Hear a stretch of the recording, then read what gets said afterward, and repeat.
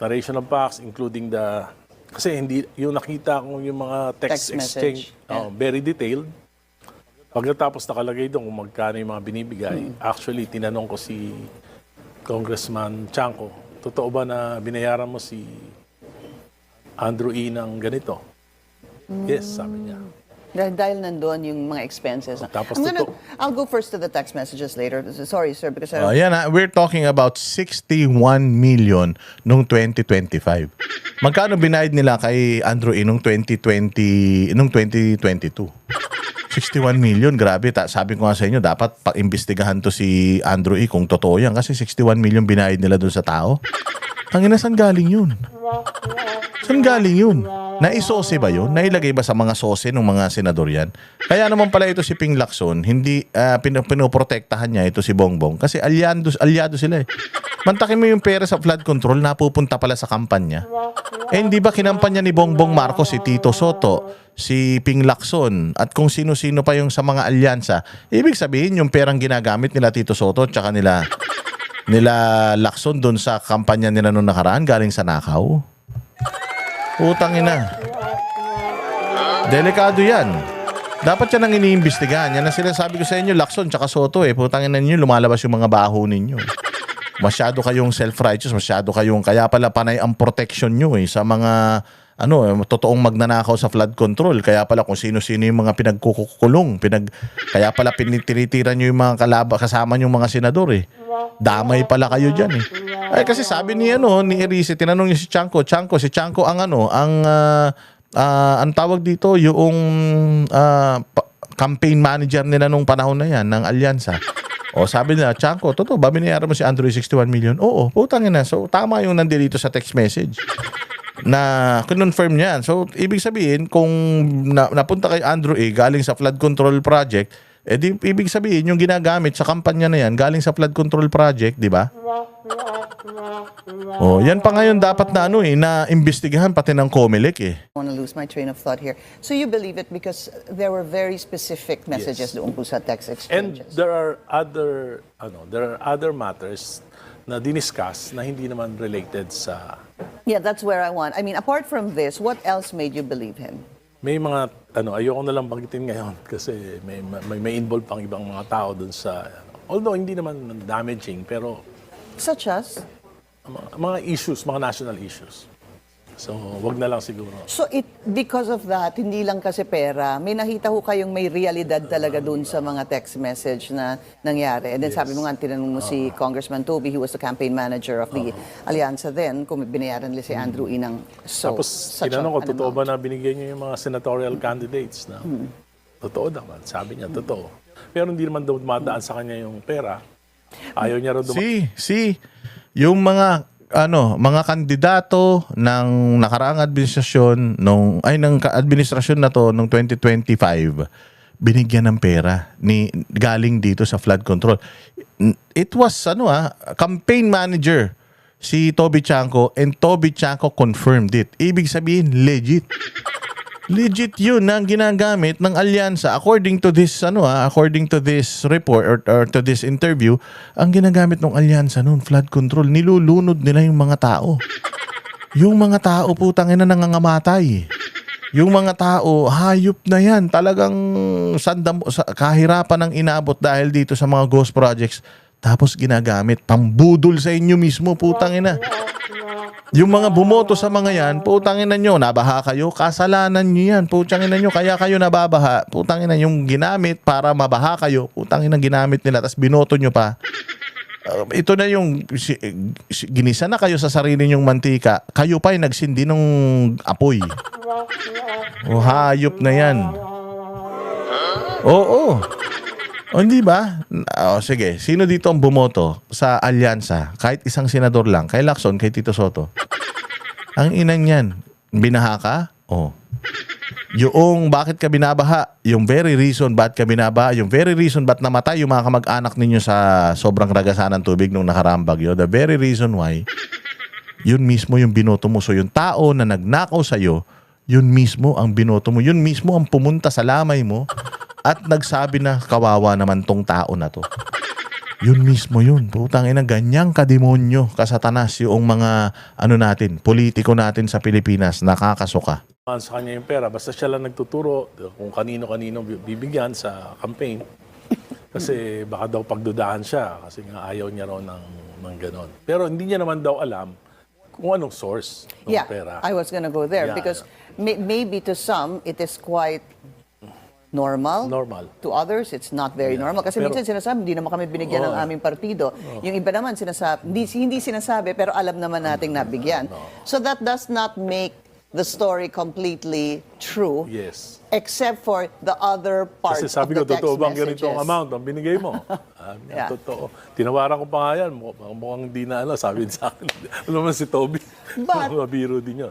when you were saying about, so you believed it because of the context, what was included in the text messages. You said something a while ago that medyo nagkaroon po kayo ng konting concern dahil baka the congressman was using it as a leverage Yes. against Tinanong ko sa the kanya, government. sabi ko, may problema ka ba dyan sa negosyo mo, sa solar? Sabi niya, wala. I can defend myself. I'm not afraid for my safety. I'm afraid for Adrian. Parang gano'n. Okay.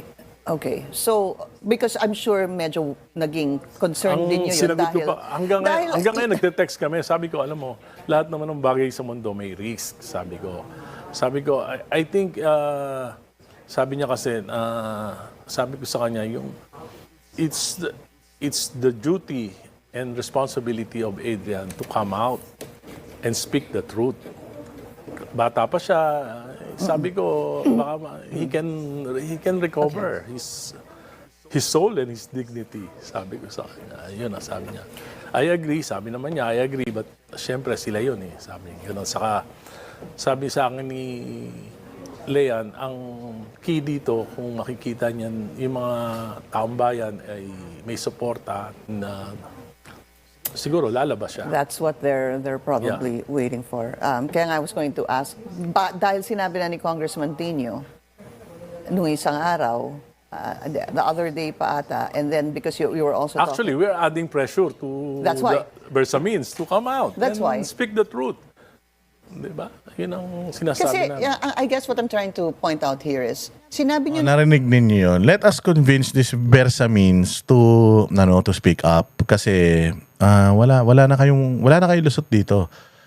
Forever nang yung pangalan nyo dito. And siguro sabi ko nga sa inyo, kung ang mga Duterte, si Inday Sara at lahat ng mga si Victor Rodriguez, kung sino-sino pa yung mga tinrider nila, kung kaya nilang tridorin yan at tinrider nila yung Bersamin na tsuhin mo, si E.S. Bersamin, kayang-kayang gawin sa'yo. So, wag mo nang hayaan na mag-antay ka pa because baka mamaya niyan, bala na yung pumunta sa'yo, a dead man cannot speak. Oo, ang patay na, hindi na kaya magsalita niyan. Kaya habang buhay ka pa, and I am telling you, nanganganib talaga ang buhay mo. Whether magsalita ka o hindi, mas nanganganib ang buhay mo kung hindi ka magsasalita. Kasi kung hindi ka magsasalita, ang dali kang patayin, wala ka namang statement pa eh. Pero kung magsalita ka na ngayon, tapos saka ka nila patayin, walang ibang sisisihin kundi sila. So I'd rather na magsalita na ako ngayon, I will face the consequence. Total, ginawa ko naman lahat yan, and at the end of the day, makakasuhan, mamamatay pa rin naman ako, ipapapatay pa rin naman ako ng mga yan. Might as well, makaamanos man lang ako. Maano ko man lang sila.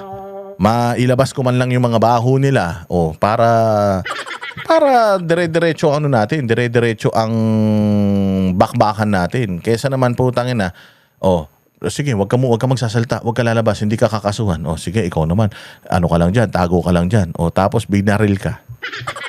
Pinatay ka. Wala na. Ano na nangyari? Putangin na, nakalusot sila. Isang buhay ka lang. Mano ba naman yung patayin ka nila? Ang dami nilang pinatay sa napakarami nilang pinatay sa baha. Napakarami nilang pinatay sa corruption nila. Isang buhay ka lang naman. Mano ba naman? Walang loyalty. Sabi nga nila, there are no honor among thieves. Walang honor ang mga kawatan, magnanakaw at sindikato. Kahit sino. Walang kaibigan yan mga yan. Basta magnanakaw ka, sindikato ka, walang honor sa mga yan. So, halimbawa, ikaw, magkakasama kayo sa pagnanakaw, no? Tapos, putangin na, ninanakawan mo pa yung mga kasamahan mo sa pagnanakaw. Kaya ngayon yung masasabi na walang loyalty ang mga magnanakaw. And pagdating nung panahon na magkakagipitan, unang-una kang itutulak niyan. Dahil ikaw yung wala sa kapangyarihan. Kaya as early as now, hanggat may pagkakataon ka pa, lumabas ka na, magsalita ka na, dahil pagpatay ka na, kwento ka na lang.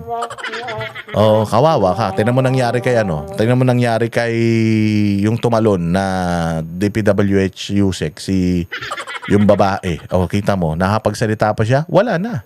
Yung Cabral files niya. Oh, yung Cabral files na iniwan niya, tinatalakay ba? Hindi. Bakit? Kasi wala na siya para magpatunay na totoo yung mga yun. O ikaw, mayroon kang mga text messages na ipinakita. Anong patunay na totoo yan? Sino magpapatunay na totoo yan? Ikaw lang. Pag pinatay ka na, wala na. Wala na makakapagpatunay na totoo yan. O, di ba? Na po eh. Pero sila na lang pong hindi lumalabas. Meron na po kayong video. I'm sure you also took a video of the video that Congressman Lian showed you guys. We didn't. Kung sinabi hindi naman kami binibigyan ng kopya, we're not asking for copies. Gusto namin na voluntarily bigay sa amin. And nothing. You were not given any were not copies. given. But they always... Pero they cannot deny that it did happen, pero ang dami namin. Yeah, yun na nga. Saka public places, may mga CCTV na nandun Makikita kami. na. So, sinadya nyo din po yun. Hindi naman sinadya, pero at least nasa isip ko na hindi pwedeng i-deny. Okay. We're just... At sinabi pa sa akin na there are more na hindi pinakita sa amin. We're gonna take a very short break. We'll continue our discussion with Caloocan City 2nd District Representative. Ayun, so napakatindi nun, mga bossing. Napakatindi nun. Mga text messages. Oh, hindi ba? Kaya nga sana, Bersamin, kung ako sa'yo, iba, habang buhay ka pa, magano ka na, magsalita ka na. Because, nako po, kung hindi ka magsasalita, wala na. Deads ka na. Oh. Kami ang boses ng masa, hindi natatakot. Katotohanan lang, di kami nalulunod. Walang bahid ng sismis, lahat ay totoo. Kahit sino ka pa, pag mali ka babanatan ka. Walang pinipili kulay, wala kaming kinikilingan. Basta para sa bayan, kami lalaban. Pag tama palapakan, pag mali banatan. Di matitinag, di matatakot, para sa bayan tuloy ang sigaw. Sa harap ng kamera, walang halong takot. Mga baluktot, lahat kayo'y tutumba. Ang hustisya at totoo, yun lang ang mahalaga. Kahit sinong harang, di kami matitinag. Walang pinipiling kulay, wala kaming kinikilingan. Basta para sa bayan, kami lalaban. Pag tama palapakan, pag mali banatan. Di matitinag, di matatakot, para sa bayan tuloy ang sigaw. Kung nasa tama ka, ikaw ay aming kasama. Pero pag mali ka, handa ka na bang mabasag? Banateros kami, walang inuunan. Dahil bayan muna, bago ang sarili.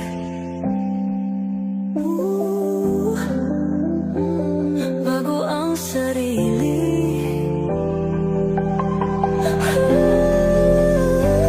Pag tama palapakan, pag mali banatan.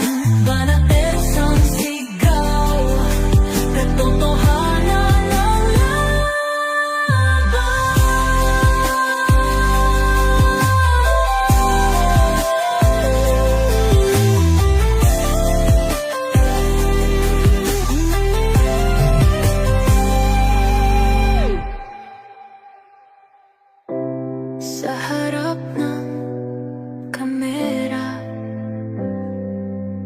Wala